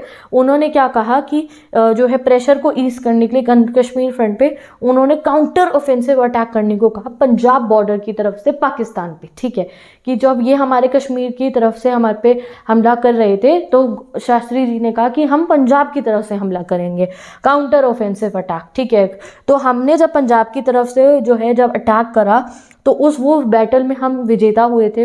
इतनी फियर्स बैटल हुई थी। इनफैक्ट हमारी जो आर्मी थी वो लाहौर के क्लोज तक पहुंच चुकी थी, यानी कि पाकिस्तान के इतने पास तक, मतलब इनकी कंट्री के बॉर्डर्स के इतने पास तक पहुंच चुके थे, हम लाहौर तक पहुंचने वाले थे। और इस वाले वॉर में पाकिस्तान जो है वो हार जाता है। The hostilities came to an end with the UN intervention. बाद में यूएन इंटरवेन करती है इसके बीच में, और फिर जो है लेटर ऑन हमारे Indian prime minister Lal Bahadur Shastri और पाकिस्तान के जनरल जो थे जनरल अयूब खान ताशकेंत जाते हैं एग्रीमेंट साइन कर। एग्रीमेंट क्यों साइन होता है कि भाई अब जो ये वॉर चल रहा है अब ये एंड हो जाएगा पीस लाने के लिए। तो जनवरी 1966 में जो है हमारे प्राइम मिनिस्टर वहाँ जाते हैं साइन करने के लिए। Though India could inflict considerable military loss on Pakistan, 1965 war added to India's already difficult economic situation. तो ये 1965 के वॉर में गाइस हम विजेता होते हैं, हम जीत जाते हैं, हम बहुत मतलब कि अच्छे तरीके से हरा देते हैं पाकिस्तान की मिलिट्री को। तो ये हमारे लिए गर्व का मोमेंट था कि हमारी मिलिट्री पावर इतनी स्ट्रांग हो चुकी थी। बट प्रॉब्लम ये थी कि हमारी इकोनॉमी पे इसका बहुत बैड इफेक्ट पड़ा। पहली हमारी इकोनॉमी वीक हो रही थी और हो गई थी। अभी तो 62 में चाइना के साथ वॉर हुआ, फिर अब पाकिस्तान के साथ हो गया। तो ऐसा कहा जाता है, पता है आपको, कि इकोनॉमी का 10 साल तक बैकवर्ड चली जाती है जब वॉर हुआ। अभी हमारे 3 साल 5 साल के पीरियड में इतने 2 वॉर हो गए। तो इकोनॉमिकली बहुत हिट हुई थी हमारा जो है इंडिया इस समय पे। और आपको अनफॉर्चुनेटली अभी बता देती हूँ, नेक्स्ट चैप्टर में भी आप पढ़ोगे, तो जब ताशकेंत हमारे लाल बहादुर शास्त्री जी जो है जब ये वाला एग्रीमेंट साइन करने हुए थे तो उनकी डेथ भी हो जाती है वहाँ पे। तो आप सोचो कि हमारी कंट्री के साथ क्या हुआ कि हमारे प्राइम मिनिस्टर जो वहाँ साइन करने गए हैं एग्रीमेंट, वहीं पे उनकी जो है डेथ हो जाती है। तो ये भी एक बहुत बड़ा जो है हमारे को जो है झटका लगा था उस समय पे। और साथ ही के साथ में इतनी सारी प्रॉब्लम्स को झेलना पड़ रहा था, पॉवर्टी थी, इकोनॉमिक डेवलपमेंट करना था और वॉर हो रहे थे। चलो अब आगे आते हैं हम अपने नेक्स्ट टॉपिक पे जो है हमारा बांग्लादेश वॉर 1971। तो पाकिस्तान के साथ वॉर का जो है हमारा सिलसिला यहीं एंड नहीं होता है। एक और वॉर होता है हमारे और पाकिस्तान के बीच में। तो इसके लिए मैं आपको पहले याद करा देती हूँ पाकिस्तान का जो है क्रिएशन कैसे हुआ था। पार्टीशन के प्रोसेस में हमने पढ़ा था दैट कहा गया था कि 2 नेशन थ्योरी के बेसिस पे पाकिस्तान बनेगा, तो वो पॉसिबल नहीं था रिलीजियस मेजॉरिटी पे। तो वेस्ट पाकिस्तान बनने को कहा था क्योंकि 2 एरियाज थे जहाँ पे पाकिस्तान जो मुस्लिम पॉपुलेशन ज़्यादा थी, एक था वेस्ट साइड में, एक था ईस्ट साइड में यहाँ बंगाल के पास में। तो इसलिए 2 पाकिस्तान बने थे, एक वेस्ट पाकिस्तान और एक ईस्ट पाकिस्तान। तो प्रॉब्लम होनी शुरू होती है यहाँ ईस्ट पाकिस्तान में। आप पढ़ भी चुके हो इसको अपने बुक 1 में। अब किसी बच्चे ने बुक 1 पहले नहीं पढ़ी होगी तो वो थोड़ा कंफ्यूज है, जिन्होंने बुक 1 पढ़ी है उन्हें पता होगा सब, ठीक है। तो बिगनिंग इन 1970 Pakistan faced biggest internal crisis. 1970 में पाकिस्तान में बहुत इंटरनल क्राइसिस होते हैं। उस समय पे एक पाकिस्तान नहीं था, 2 पाकिस्तान थे, एक वेस्ट वाला एक ईस्ट वाला। The countries first general election produced a split verdict. क्या हुआ, जो फर्स्ट जनरल इलेक्शन हुए थे उसका पाकिस्तान के, क्योंकि उससे पहले तो पाकिस्तान में मिलिट्री रूल ही चल रहा था, तो एक स्प्लिट वर्डिक्ट आता है। क्या हुआ था, जुल्फिकार अली भुट्टो जो थे वो इमर्ज हो गए थे विनर वेस्ट पाकिस्तान में, ठीक है। और ईस्ट पाकिस्तान में अवामी लीग जिसकी लीडर थे शेख मुजिब उर रहमान, वो जीत गए थे। तो भैया वेस्ट पाकिस्तान में अलग लीडर जीते और जो है ईस्ट पाकिस्तान में अलग पार्टी से अलग लीडर जीते, ठीक है। जो बंगाली पॉपुलेशन थी जो ईस्ट पाकिस्तान में रहती थी, उन्होंने शेख मुजिब उर रहमान को वोट इसलिए करा था बिकॉज वो बहुत समय से जो है परेशान हो चुके थे वेस्ट पाकिस्तान से जो डोमिनेशन आ रहा था उसके नीचे रह के। अब ये वेस्ट पाकिस्तान क्या करता था, जब ईस्ट पाकिस्तान है तो वहाँ पे जो मुस्लिम्स रहते थे they use to speak Bengali language, ठीक है, they had their own culture. और जो वेस्ट पाकिस्तान था वहाँ पे जो है लीडर्स क्या करते थे, ईस्ट पाकिस्तान पर डोमिनेंस लगाते थे कि उनको कहते थे कि आप उर्दू लैंग्वेज बोलो और आप इस कल्चर को फॉलो करो, ऐसे करो ऐसे करो। तो वहाँ ईस्ट पाकिस्तान की जो जनता थी वो बहुत परेशान थी। तो इसलिए शेख मुजिब उर रहमान वहाँ के लीडर बनते हैं, वो पॉलिटिकल पार्टी बना के पार्टिसिपेट करते हैं इलेक्शन में और लोग उनको जितवा भी देते हैं। बंगाली पॉपुलेशन वहाँ की बहुत खुश होकर जो है ईस्ट पाकिस्तान की। और जब ये जो है उनको भैया बनाओ ना फिर प्राइम मिनिस्टर, जब जीत गए हैं वो तो वेस्ट पाकिस्तान ऐसा नहीं करता है। The Pakistan rulers were not willing to accept the democratic verdict. भाई डेमोक्रेसी से जो लीडर जीते हैं इलेक्शन को, ये उनको बनाने को प्राइम मिनिस्टर मना कर देते हैं या कोई भी पोजीशन देने को मना कर देते हैं। भाई जब वेस्ट पाकिस्तान में जुल्फिकार अली भुट्टो जीत गया, ईस्ट पाकिस्तान में शेख मुजिब उर रहमान जीत गए, तो दोनों को मतलब पोजीशन मिलनी चाहिए ना, मतलब शेख मुजिब रहमान को। ये क्या करते हैं, ये जो है अवामी लीग का जो पूरा का पूरा जो उनका जो है इलेक्शन का रिजल्ट था उसको मानते नहीं है। इनफैक्ट अवामी लीग डिमांड कर रही थी फॉर अ फेडरेशन। फेडरेशन मतलब हो गया कि अवामी लीग मांग रही थी कि हमें पावर्स दो, हमें हमारे को जो है हमारे को अपनी गवर्नमेंट बनाने दो और हमें पावर्स दो। हमें भी जैसे हमारे यहाँ पे फेडरलिज्म है, हमारी सेंट्रल गवर्नमेंट भी है, स्टेट गवर्नमेंट इज ऑल्सो दिया जहाँ पे सीएम होते हैं। तो भाई अवामी लीग भी कह रही थी कि फेडरेशन बना दो, हमें भी पावर्स दो। ये नहीं मानते हैं। Instead in early 1971 Pakistan army क्या करती है, शेख मुजिब उर रहमान को जो है अरेस्ट कर देती है, ठीक है। मतलब इलेक्शन का तो वर्डिक्ट खराब ही कर देते हैं कि नहीं मानते नहीं है उनको। और जो है unleashed a reign of terror on the people of east Pakistan. Pakistan की आर्मी को ईस्ट पाकिस्तान भेज दिया जाता है और वो जो है पाकिस्तान की जो आर्मी थी, वेस्ट पाकिस्तान की आर्मी ईस्ट पाकिस्तान जाके जो है वहाँ के लोगों पे बहुत अत्याचार करते हैं, जो आप सोच भी नहीं सकते ऐसा अत्याचार। Irresponsive to this people started to liberate Bangladesh from Pakistan. तो लोगों ने फिर क्या कहना शुरू कर दिया कि हम ईस्ट पाकिस्तान को जो है अलग करना चाहते हैं पाकिस्तान से और हम चाहते हैं कि हमारा एक नया देश बन जाए बांग्लादेश, ठीक है। तो जो ईस्ट पाकिस्तान की पॉपुलेशन थी, बिकॉज पाकिस्तानी आर्मी उनके ऊपर जो है बहुत अत्याचार कर रही थी, तो they started demanding for Bangladesh कि हमें तो अब अपना अलग देश बनाना है बांग्लादेश। अब इसका इंडिया पे बहुत इफेक्ट पड़ा था। अब आप सोचो कि ये ईस्ट पाकिस्तान वेस्ट पाकिस्तान की जो लड़ाई थी उसमें हम कहाँ से इन्वॉल्व हो गए, तो अब जानो। तो थ्रू आउट द 1971 जब ईस्ट पाकिस्तान के लोगों पे अत्याचार करे जा रहे थे, तो वहाँ से जो है 80 लाख लोग जो है अत्याचार से बचने के लिए इंडिया में आ गए, असाइलम सीख करने के लिए रेफ्यूजी बन गए। तो हमारे यहाँ पे हमने रेफ्यूजी प्रॉब्लम देखी। बहुत सारे जो इस पाकिस्तान की जो पॉपुलेशन थी हमारे इंडिया के बंगाल में और बहुत सारे नेबरिंग एरियाज़ में वो आ जाते थे, ठीक है। इंडिया ने हमने उनको मदद भी करी और हमने जो है फिर सपोर्ट करा बांग्लादेश के जो है फ्रीडम को, क्योंकि जब पाकिस्तान उनकी डिमांड्स जो थी उनको फुलफ़िल नहीं कर रहा है, जो पार्टी डेमोक्रेसी से जीती उसको राइट्स नहीं दे रहा है, फेडरलिज्म की पावर्स नहीं देना चाह रहा है, तो वी सेड ठीक है that we supported the cause of the making of Bangladesh की, ठीक है। जब वो जनता चाह रही है तो बांग्लादेश के बनने को हमने सपोर्ट करा। अब Pakistan accuse India of a conspiracy to break it up. अब जब हमने सपोर्ट करा इस पाकिस्तान के लोगों को, ठीक है कि आप डिमांड करो बांग्लादेश, तो पाकिस्तान ने कहना शुरू कर दिया कि इंडिया तो कॉन्स्पिरेसी कर रहा है हमारा पार्टीशन कराने के लिए, हमें तोड़वाने के लिए, और सपोर्ट करने पहुंच जाते हैं पाकिस्तान को अमेरिका और चाइना। अब आप इस समय पे देखो, पाकिस्तान को सपोर्ट करने पहुंच गया यूनाइटेड स्टेट्स ऑफ अमेरिका भी, इतनी सुपर पावर, ठीक है, और चाइना भी, दोनों मिलके जो है पाकिस्तान को सपोर्ट करने लगते हैं। इनफैक्ट यूएसए और चाइना के बीच में जो है भी फ्रेंडशिप शुरू हो गई थी लेट 1960s के अंदर। इसका एक एग्जांपल भी आपको बता रखा है। Henry Kissinger, the advisor of the US president Richard Nixon, made a secret visit to China via Pakistan इन जुलाई 1971। तो इनकी इतनी आपस में फ्रेंडशिप चल रही थी कि सीक्रेटली जो है जो वहाँ के प्रेसिडेंट के जो एडवाइज़र थे वो पाकिस्तान से चाइना गए थे, ठीक है। अब भाई जब ये यूएस पाकिस्तान चाइना का इतना जो है भाईचारा चल रहा था और हम पाकिस्तान के साथ उस समय वॉर में आने वाले थे, हमारी इतनी जो है उनसे प्रॉब्लम चल रही थी, अब इंडिया क्या करे, हमारा दोस्त कौन होगा, हमारे को प्रॉब्लम आई तो हम किससे मदद मांगेंगे, तो भाई हमारा है एक बेस्ट फ्रेंड, ठीक है, जिसको हम कहते हैं सोवियत यूनियन, अभी है वो रशिया, ठीक है। तो हमने उस समय पे क्या करा, 20 ईयर्स पीस ट्रीटी साइन करी सोवियत यूनियन के साथ में। तो जैसे पाकिस्तान ने अपने लिंक्स बढ़ाए चाइना और जो है यूएसए के साथ में, तो हमने रिटेलिएट करा बाय साइनिंग अ 20 साल की peace treaty with the Soviet union. इस पे भी हमारे को बहुत बोला गया था जब हमने अगस्त 1971 में 20 ईयर ट्रीटी साइन करी थी कि वैसे तो तुम कहते हो कि तुम नॉन अलाइनमेंट हो, हम नैम के थे ना, नैम के, कि हम किसी के साथ नहीं जाएंगे, किसी कैंप के साथ। अभी कोल्ड वॉर का नैम और ये टेंशन चल रही थी इस दौरान भी, तो भाई तो यहाँ पे हमें क्या बड़ी एलिगेशन लगी कि वैसे तो तुम नैम वाले हो, अब तुम क्यों पीस ट्रीटी साइन कर रहे हो। तो तब इंडिया ने कहा कि जो हमें अपने फेवर में लगेगा वी विल डू।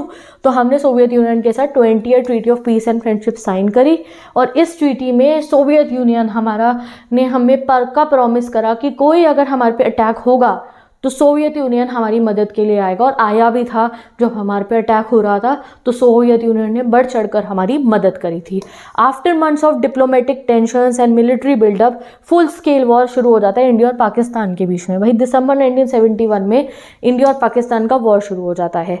पाकिस्तान के एयरक्राफ्ट ने हमारे इंडिया के पंजाब पे, राजस्थान पे जो है हमला करना शुरू कर दिया। जम्मू एंड कश्मीर की तरफ से इन्होंने हमला करना शुरू कर दिया, हमने भी रिटेलिएट करा। एयरफोर्स, नेवी, आर्मी, तीनों तरफ से, वेस्टर्न और ईस्टर्न फ्रंट दोनों तरफ से हमने जो है इन लोगों को जवाब दिया पाकिस्तान को। अब जब हमारी इंडियन आर्मी ईस्ट पाकिस्तान में गई तो वहाँ की जो जनता थी ईस्ट पाकिस्तान की, उन्होंने इंडियन आर्मी को जो है वेलकम करा और वो बहुत खुश थे कि हम उन्हें बचाने आ गए, हम उनकी हेल्प करने आ गए हैं। विद इन 10 डेज, 10 दिन के अंदर अंदर हमारी जो इंडियन आर्मी थी उन्होंने ढाका को पूरा सराउंड कर लिया था, and the Pakistani army of 90,000 soldiers had to surrender. तो ये एक बहुत हिस्टोरिक विक्ट्री थी गाइस। इस समय इंदिरा गांधी जी प्राइम मिनिस्टर थी। अभी एक मूवी आई है सैम बहादुर, तो उसमें भी ये आपको पूरा जो है दिखाया गया है, आप देखना उस मूवी को, आप और अच्छे से समझ पाओगे, ठीक है। तो विद इन 10 डेज जो हमारी इंडियन आर्मी थी उन्होंने ढाका के जो बॉर्डर्स थे उसको, मतलब पूरे ढाका को जो है सराउंड कर लिया था, और बीच में सारे पाकिस्तानी आर्मी के 90,000 जो सोल्जर थे, आर्म्ड सोल्जर्स जो थे, देखो उनको हमने जो है हरा ही दिया था, उन्होंने हमारे सामने सरेंडर करा। और फिर क्या होता है, बांग्लादेश को फ्री कंट्री डिक्लेयर करता है Pakistan, and India declared a unilateral cease fire, और हमने अपनी तरफ से सीज फायर कर दी कि अब हम वॉर रोक रहे हैं। Later the signing of Shimla agreement होता है बिटवीन इंदिरा गांधी एंड जुल्फिकार अली भुट्टो। उसके बाद एग्रीमेंट साइन होता है, शिमला एग्रीमेंट, पाकिस्तान के प्राइम मिनिस्टर जुल्फिकार अली भुट्टो और हमारी प्राइम मिनिस्टर इंदिरा गांधी के बीच में 3 जुलाई 1972 में फॉर रिटर्न टू पीस। अब आप वॉर के बाद हर एक का ना एग्रीमेंट पढ़ोगे, वॉर के बाद एग्रीमेंट साइन होता है जी वॉर खत्म हो गया। अब ये विक्ट्री जो थी हमारे लिए, नेशन के लिए एक नेशनल जुबिलेशन थी, यानी कि बहुत गर्व की बात थी। हमारी 4 चांद लग गए थे हमारी ग्लोरी में, और इंडिया की ग्रोइंग मिलिट्री पावर का सबूत था ये विक्ट्री, ठीक है। ऐसा ही आप नेक्स्ट चैप्टर में पढ़ोगे कि इसके बाद जो लोकसभा के इलेक्शन हुए थे, मतलब इंदिरा गांधी जी 1971 की लोकसभा के इलेक्शन जीती, फिर उन्होंने वॉर में जो है इतना अच्छा योगदान करा, तो उनकी पॉपुलैरिटी बहुत बढ़ गई थी, लोग उनसे बहुत खुश हो चुके थे, ठीक है। हर पर्सनल पॉपुलैरिटी सोर्ड, ठीक है, सोर्ड मतलब बहुत बढ़िया हो गई थी। बट ऐसा नहीं है इसका हमारे पे बुरा इफेक्ट नहीं पड़ा, बहुत इफेक्ट पड़ा था। अब पाकिस्तान वॉर का एक इफेक्ट क्या हुआ था कि जब हम जीत जाते तो इससे इंदिरा गांधी की पॉपुलैरिटी बहुत बढ़ जाती है। उसके बाद जब स्टेट असेंबली के इलेक्शन हुए थे तो कांग्रेस की सरकार, इंदिरा गांधी की जो कांग्रेस थी, अभी आप आगे पढ़ोगे, वो काफ़ी सारे स्टेट्स में मेजॉरिटी से जीत जाती है। बट ये वाले जो वॉर्स हुए उनका ना हमारी लिमिटेड रिसोर्सेज पे बहुत, देखो हमने आज़ादी के बाद अपना डेवलपमेंट शुरू करा, 5 ईयर प्लान, आप डेवलपमेंट चैप्टर पढ़ चुके हो, तो हमारे पे लिमिटेड रिसोर्सेज थी, उससे हमें अपनी देश को डेवलप करना था। और बीच में हमारे को हम सोच रहे थे हम एग्रीकल्चर पे पैसा लगाएंगे, फर्स्ट 5 ईयर पे हमने सेकेंड में इंडस्ट्री पे, और यहाँ हमारे को बहुत सारा जो अपना जो मनी था और बहुत सारा अपना जो है हमारे को जो है हमारा 5 ईयर प्लान्स को हम अच्छे से फॉलो नहीं कर पाए तब, and we had to invest our जो है income in the expenditure of war, ठीक है, क्योंकि वॉर होने शुरू हो गए थे तो हमें वॉर में हमारा बहुत सारा गाइस खर्चा हुआ। डिपार्टमेंट ऑफ डिफेंस, अब इसमें ये 2 1 मार्कर याद रख लो। The department of defence production was establish in November 1962 and department of defence supply बना था नवंबर 1965 में। अब सबसे बड़ा इफेक्ट ये पड़ा था इन वॉर्स का कि जो हमारा थर्ड प्लान है 1961 से 66 वाला जो था वो बहुत इफेक्ट हुआ था क्योंकि वॉर चल रहे थे इस बीच में। और जो हमारा फोर्थ प्लान था वो तो आगे जाके जैसे 66 के बाद ही शुरू हो जाना चाहिए था ना, नहीं, फोर्थ प्लान हमारा 1969 में जाके हमने शुरू करा था, बिकॉज हमारे पे पैसा ही नहीं था इतना सारा कि हम और बाकी चीज़ों पे ध्यान दें। हमारा इंडिया का डिफेंस जो एक्सपेंडिचर है वो बहुत इंक्रीज हो गया था वॉर के ऊपर, ठीक है। तो आपने वॉर विद पाकिस्तान भी समझ चुके हो, ठीक है। अभी आपको लग रहा होगा ना इतनी सारी चीज़ें पढ़ी हैं, तो अभी जब आप नोट्स से रिवाइज करोगे तो आपको सब कुछ क्लियर हो जाएगा। ओके, तो now we will study our next topic, India की न्यूक्लियर पॉलिसी। तो अब हम अपनी न्यूक्लियर पॉलिसी के बारे में जानेंगे। तो भाई ये देखो, हमारा न्यूक्लियर एक्सप्लोजन टेस्ट होता है मई 1974 में। तो फर्स्ट न्यूक्लियर एक्सप्लोजन अंडरटेक होता है हमारा, जो टेस्ट होता है उसका 1974 में। अगर नेहरू जी की बात करें तो नेहरू जी हमेशा कहते थे कि साइंस एंड टेक्नोलॉजी जो है वो जो है उस पर देश को बहुत ध्यान देना चाहिए, क्योंकि अगर हमें मॉडर्न इंडिया बनाना है तो हमें साइंस एंड टेक्नोलॉजी में बहुत इन्वेस्टमेंट करनी चाहिए और उसको बढ़ावा देना चाहिए, ठीक है। A significant component of his industrialization plan, उनके जो इंडस्ट्रियलाइजेशन के प्लान थे उसका एक सिग्निफिकेंट कंपोनेंट था न्यूक्लियर प्रोग्राम, ठीक है। वो उसके अंदर में न्यूक्लियर प्रोग्राम करा रहे थे जो लेट 1940s में स्टार्ट हो चुका था under the guidance of Homi J Bhabha, ठीक है। India wanted to generate atomic energy for peaceful purposes. तो नेहरू जी कहते थे वो तो अगेंस्ट है न्यूक्लियर वेपन्स के, he said that he is against nuclear weapons. तो वो बिलीफ रखते थे कि एटॉमिक एनर्जी जनरेट करनी चाहिए पीसफुल पर्पसेस के लिए, जैसे इलेक्ट्रिसिटी बनाने के लिए करो, ठीक है। आप न्यूक्लियर पावर एनर्जी आज के समय पे आप देख रहे हो कि न्यू सोर्सेज ऑफ एनर्जी में हम पढ़ते हैं, तो एटॉमिक एनर्जी को यूज करो गुड रीजंस के लिए, ठीक है। So he pleaded with super powers for comprehensive nuclear disarmament. तो ये रशिया को, यूएसएसआर को, आई मीन टू से, और अमेरिका को, यूएसए को और बाकी रीजन्स को जिनके पास इतना न्यूक्लियर आर्सेनल बढ़ता जा रहा था, ये न्यूक्लियर वेपन बनाए जा रहे थे, तो नेहरू जी उन्हें प्लीड करते थे कि आप न्यूक्लियर डिसआर्ममेंट करो, आप अपने न्यूक्लियर वेपन्स को डिस्ट्रॉय करो, क्योंकि इतना न्यूक्लियर वेपन बिल्ड होना हमारे फ्यूचर के लिए वर्ल्ड के सही नहीं है। तो बट ऐसा उनकी कोई बात जो है इतनी सुनी नहीं गई। न्यूक्लियर आर्सेनल, जो न्यूक्लियर वेपन थे भर भर के बनते जा रहे थे। अगर आप सोवियत यूनियन के न्यूक्लियर वेपन अभी सर्च करना कितने हैं रशिया के पास में, जो सोवियत यूनियन के सारे गए थे के पास, यूएसए के पास आप देखो कितने न्यूक्लियर वेपन है, यू विल गेट शॉक्ड। उस जमाने से इन्होंने इतने न्यूक्लियर वेपन बना लिए थे। फिर जब कम्युनिस्ट चाइना, जब चाइना अपना न्यूक्लियर टेस्ट करते हैं अक्टूबर 1964 में, तो भैया उस समय पे देखो, अब थोड़े समय पहले तो इन्होंने हमारे पे हमला करा था 1964 में, चाइना भी न्यूक्लियर वेपन क्रिएट करने के लिए टेस्ट करना शुरू कर देता है। तो और उसके बाद में जो है ये 5 कंट्रीज ऐसी बन जाती है हमारे वर्ल्ड में जिनके पास न्यूक्लियर वेपन्स रेडी हो जाते हैं। कौन कौन सी? यूएसए के पास न्यूक्लियर वेपन, तो यूएसएसआर पे बहुत सारे थे भर भर के, यूके पे भी हो जाता है, यानी कि ब्रिटेन पे भी, फ्रांस पे भी हो जाता है, अब चाइना ने भी स्टार्ट कर दिया। तो अब ये क्या चालूबंदी करते हैं ये सारी 5 nuclear weapons countries, they said that हम 5 और ये 5 परमानेंट मेंबर भी थे यूएन सिक्योरिटी काउंसिल के, जो आपको मैं पिछले फर्स्ट बुक के चैप्टर में पढ़ा भी चुकी हूँ, ठीक है।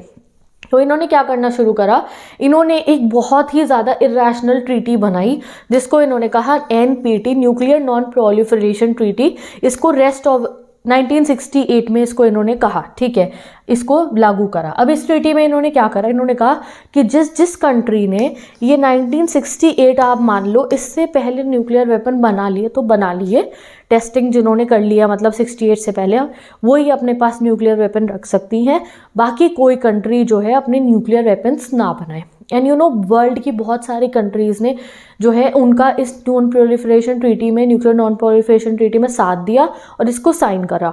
और हमने, इंडिया ने ये ट्रीटी को बिल्कुल गलत कहा। हमने कहा भाई ये क्या बात हुई, तुमने अपने न्यूक्लियर वेपन से बना लिए तो, और तुम कह रहे हो कि आप न्यूक्लियर वेपन ज़्यादा नहीं बनाने चाहिए, डिसआर्ममेंट करो, तो इसका मतलब ये थोड़ी है कि आप ऐसे कह दो कि कोई भी नहीं बनाएगा। तो ये बहुत ही इरेशनल ट्रीटी थी। तो ये इन लोगों ने क्या कहा कि भाई अब न्यूक्लियर वेपन नहीं बनने देने चाहिए, तो अपने आप डिस्ट्रॉय करो। इन्होंने क्या कर दिया, NPT लॉन्च कर दी कि आगे से 1968 के बाद से कोई कंट्री न्यूक्लियर वेपन ना बनाए। तो हमने तो इस ट्रीटी को साइन नहीं करा, हमने की वाली बात नहीं मानी। और आगे से अपना चेक करना पूरे वर्ल्ड में कितने ऐसे नेशन है जिनके पास अपने न्यूक्लियर वेपन्स हैं। तो लिस्ट कोई बहुत बड़ी नहीं है, ठीक है, बहुत लिमिटेड लिस्ट है जिसमें न्यूक्लियर वेपन कंट्रीज़ हैं। और वो न्यूक्लियर वेपन कंट्रीज़ में हम भी आते हैं और पाकिस्तान भी आ रहा है, ठीक है। तो आप देख के उस लिस्ट को थोड़ा शॉक भी होगे। तो India always consider NPT as discriminatory and हमने मना कर, हम इसे साइन नहीं करेंगे। फिर हमने अपना फर्स्ट न्यूक्लियर टेस्ट करा और हमने ये कह के करा था कि हमारा ये पीसफुल पर्पसेस के लिए हम कर रहे हैं, ठीक है। India argued that it was committed to the policy of using nuclear power only for peaceful purposes. हमने कहा कि जब भी हमने न्यूक्लियर वेपन टेस्ट करे that is for the peaceful purposes. The period when the nuclear test was conducted was very difficult for domestic politics in a country. जिस समय पे हमारा न्यूक्लियर वेपन का टेस्ट चल रहा था वो कौन सा पीरियड है, अभी यहाँ ऊपर मैंने पढ़ा है ना आपको, मई 1974। ये हमारी इंडियन पॉलिटिक्स का डिफिकल्ट पीरियड था इंटरनली। आगे आप पढ़ोगे इमरजेंसी भी लागू होने वाली थी कुछ सालों बाद, ठीक है। बहुत हमारे इंटरनली कंट्री के अंदर बहुत माहौल इस समय पे इंटरनल पॉलिटिक्स थी और प्रोटेस्ट बहुत ज़्यादा चल रहा था।